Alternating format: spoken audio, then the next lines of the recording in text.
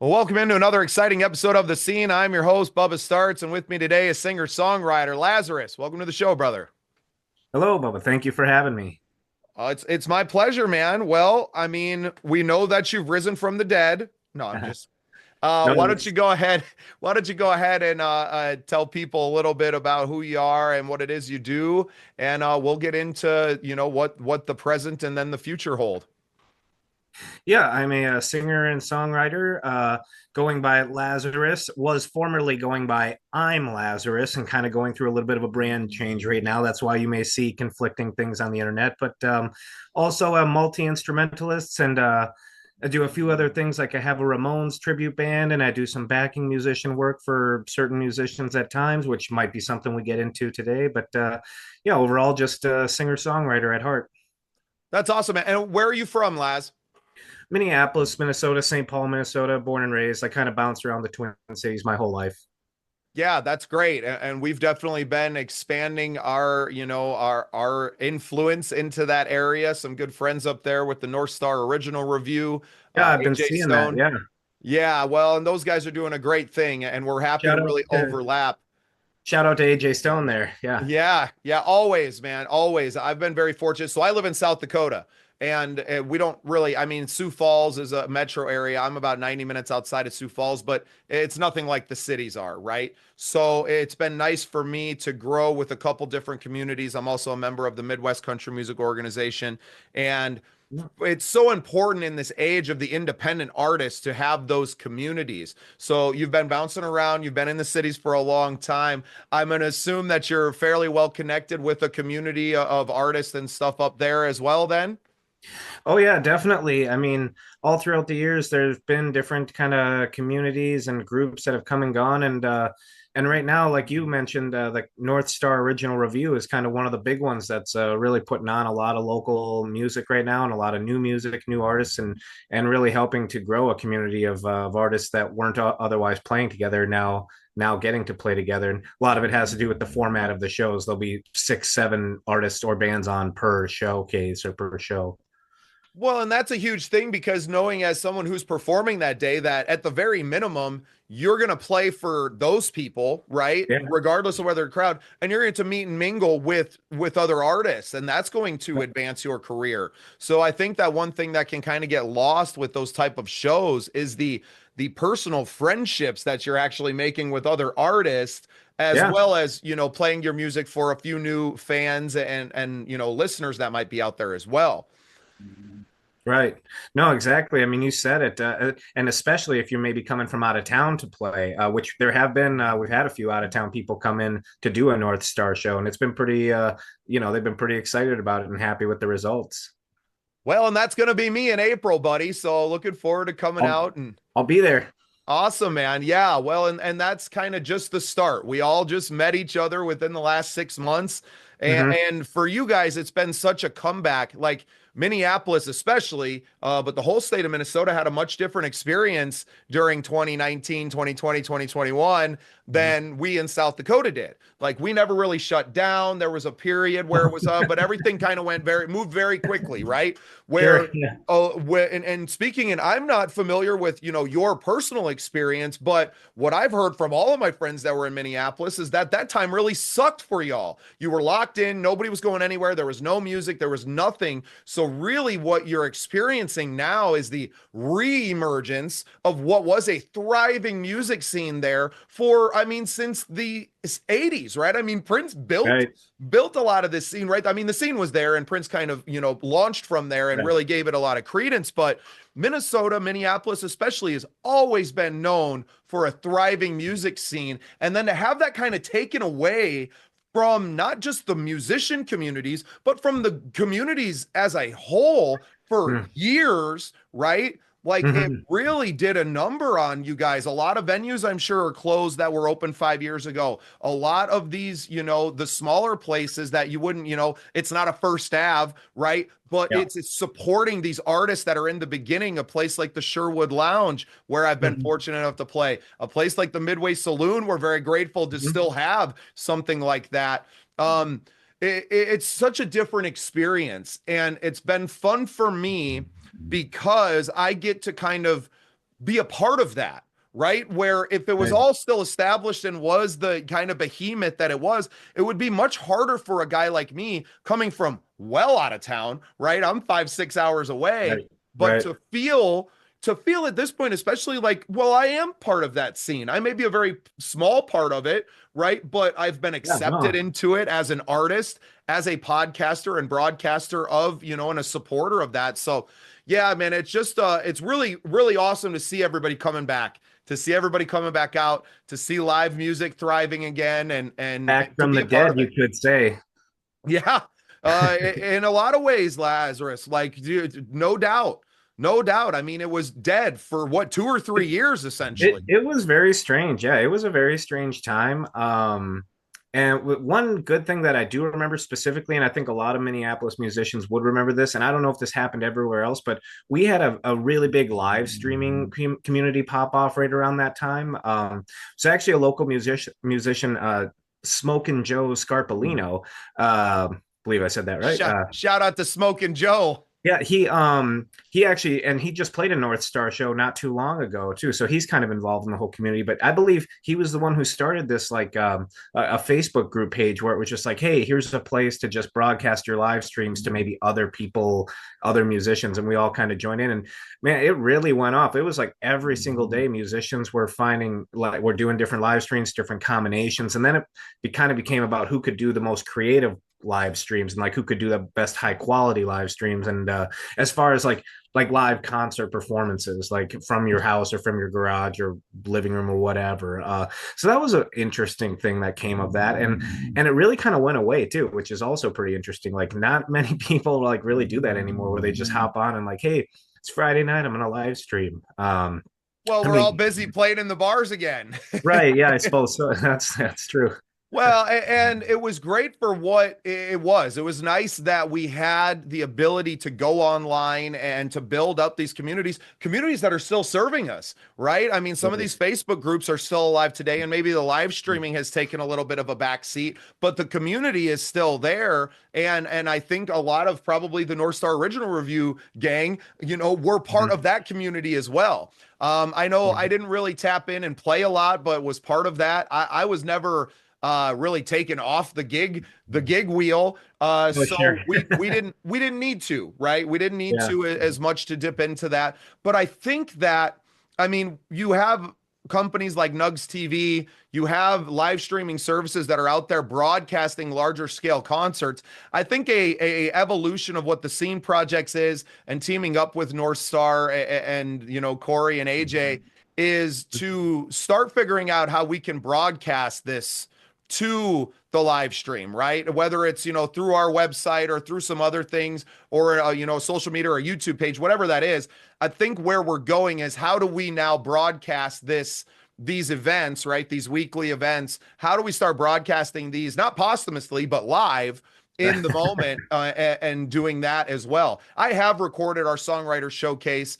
We did one at the Midway Saloon back in December, Yeah. and we recorded everything. Broadcast quality looks great, right? So now we're just kind of going through the funding portion of it. How do we bring this to fruition? What Right. is it? Is it a YouTube series? Because and that's kind of the next phase, right? I'm trying to build a business, right? And to bring these artists and all of these people that work in music, but necessarily don't do the business side of it. Well, how do we figure out sponsorships? How do we figure out some of these other things that make this world go around? That places like, MTV and these other things that were around when we were kids, how do we bring that back, but our own Right. thing?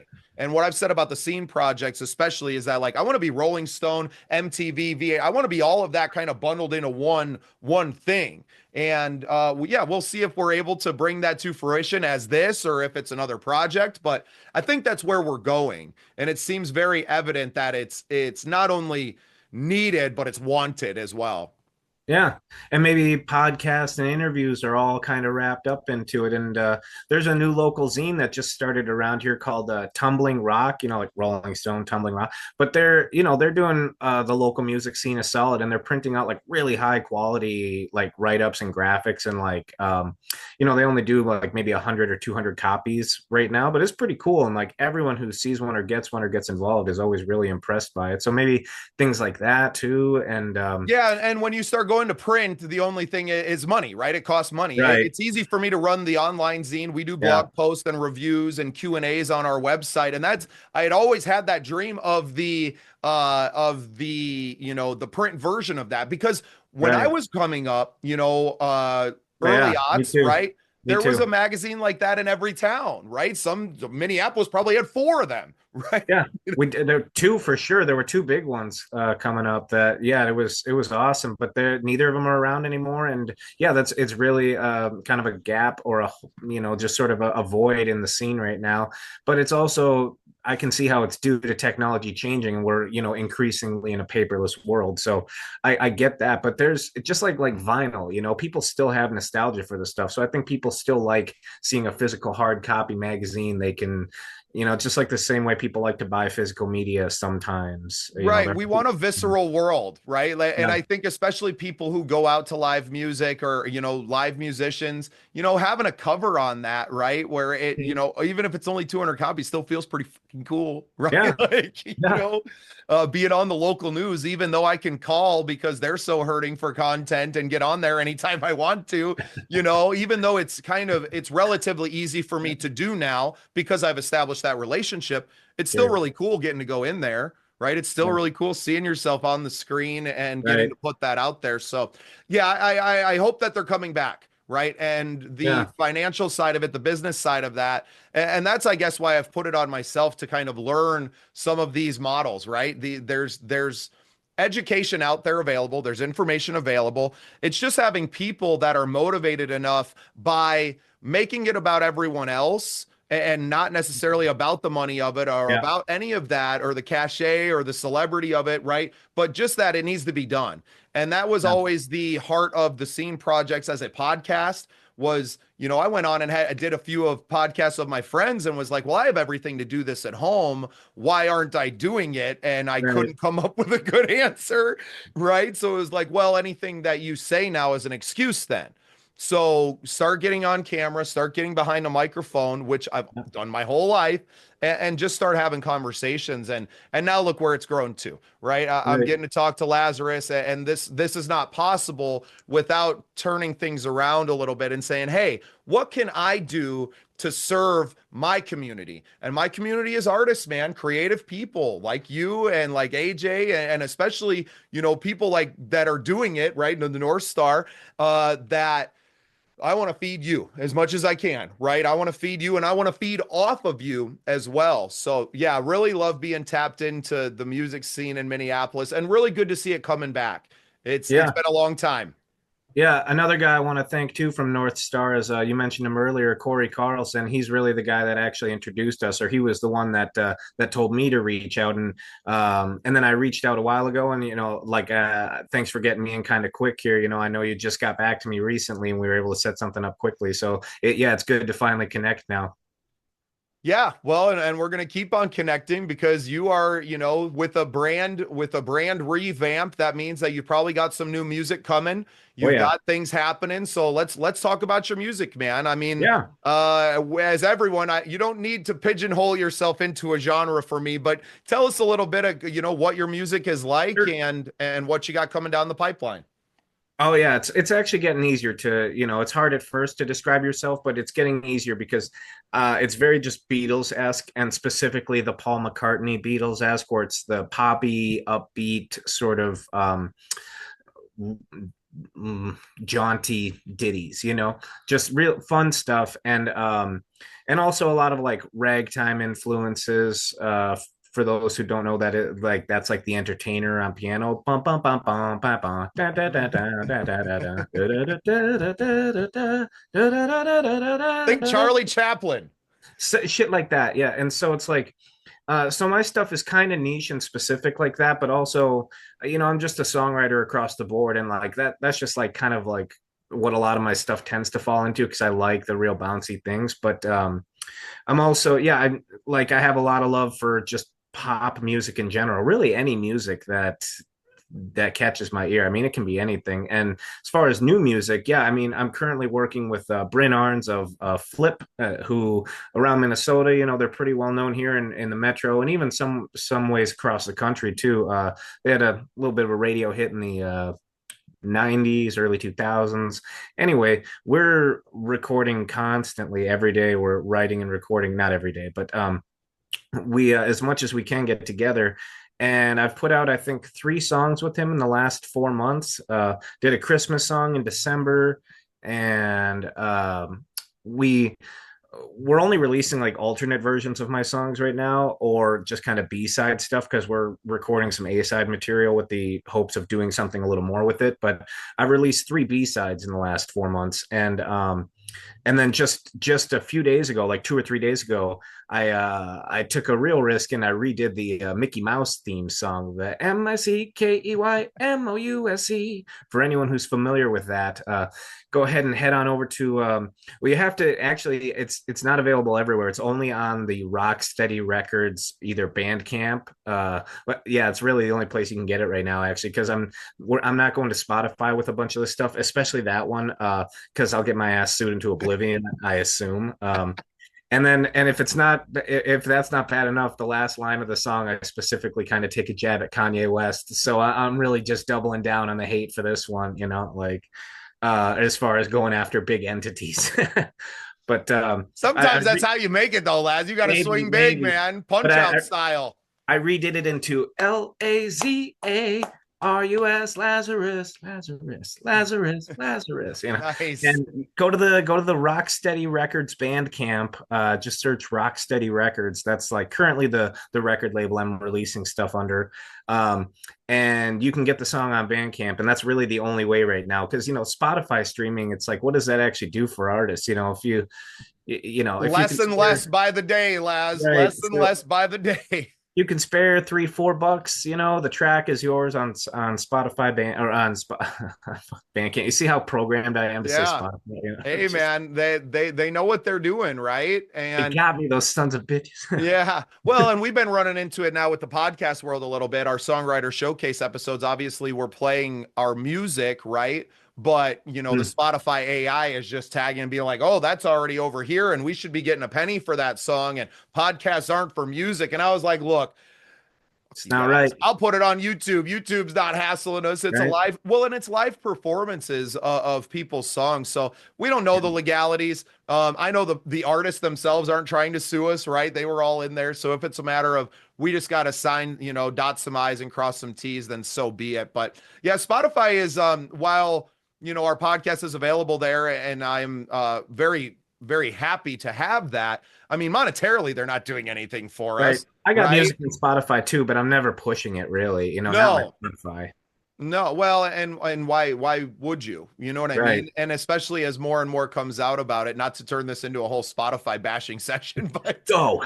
but they're benefiting from us bringing all of our people to their thing because we want you to listen to our song, and then they're feeding the artists that are United Right. artists, right, or whatever, up to the top of that feed, and then those people are getting paid for the listener that you brought in. Why? Right.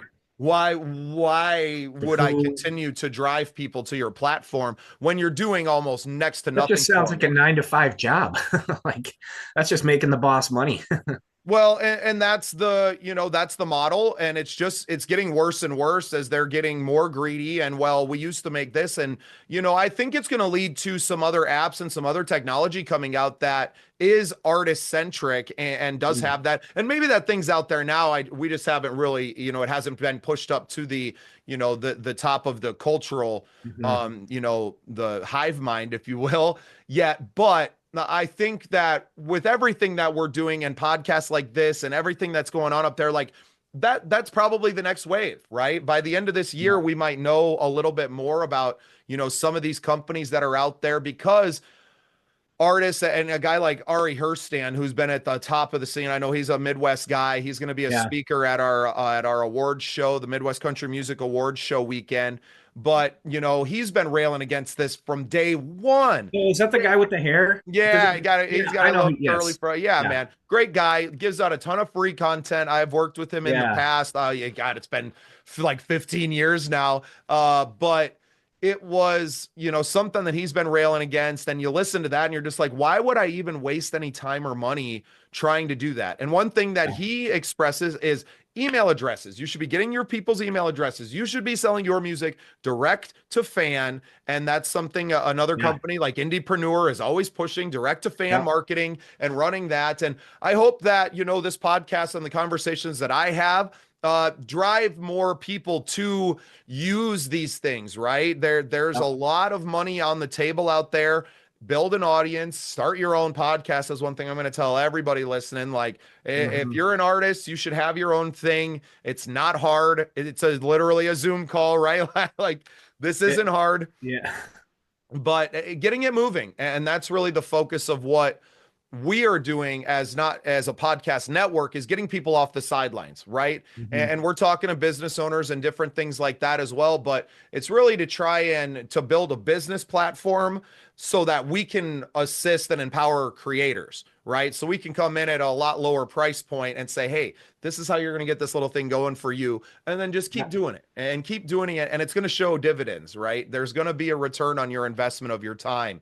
Right. But yeah, man, great. More a more profitable return on that investment of your time to like, as opposed to like your Spotify model. Yeah, you're not. I mean, you could invest tens of thousands of dollars into Spotify promotions and not see Nothing. anything. Yeah. Not see anything. So don't waste your money on Spotify promotions. Uh, we Yeah. will teach you. Follow a guy. Definitely go check out Ari Herstand's the new Mhm. music I've business. I do I've read believe a bunch of his stuff over the years. his Yeah. books are great, man. Yeah. I just get this information. I mean, these are the people that I went to, right? And Right. this is how, people look to us in our community and look to me, especially, like, how do I do this? How do I do this? Is like, man, I learned all this mostly from other people's experiences, not Yep. necessarily from my own. And then I've Yep. seen success from them in my own experience. So, yeah, Sure. we just keep building. I mean, our email list isn't huge, but we got 500 people on there that, Mhm. now I use the podcast as a reason to talk to them every day. I have daily podcast episodes coming out, so now I'm able to reach out to them, Sure.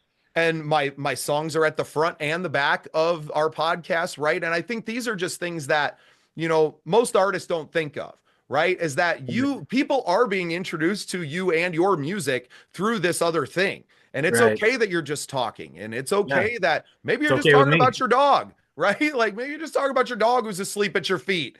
You got a Um, bulldog or what? I can hear him snoring a okay. little bit.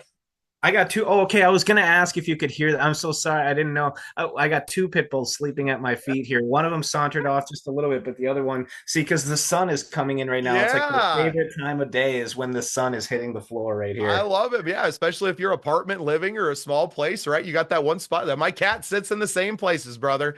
And that's what's beautiful about getting to have these conversations. And especially for me, who I'm so far away from anyone. My town is 1,000 people. I'm 90 minutes from a town that has over 15,000 people. And then I'm 5 hours from anything that has over 200,000 people, right? You're 2 seconds away on a Zoom call.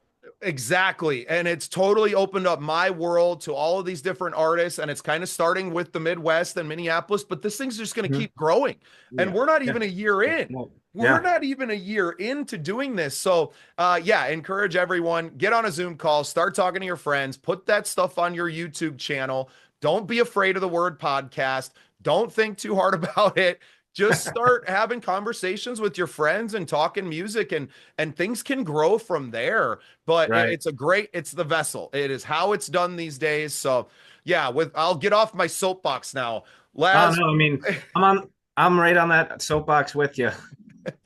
Lazarus, why don't you go ahead and share where everybody can find you, and I'll let you get out of here. Sure, yeah. As I mentioned, I'm rebranding from I'm Lazarus, the letters I, the letters M, I'm Lazarus, or I am Lazarus, however you want to say that, because that was my cheeky joke. Because back in the day, you didn't DM somebody, you IM'd them an instant message, so the joke made sense then. Um, but it's become too convoluted. Anyways, the point is, I'm just going by Lazarus now, but you can still find all my music and all my social media at I'm I'm Lazarus Music. I'm Lazarus Music anywhere on the internet. So that's me. Thank you.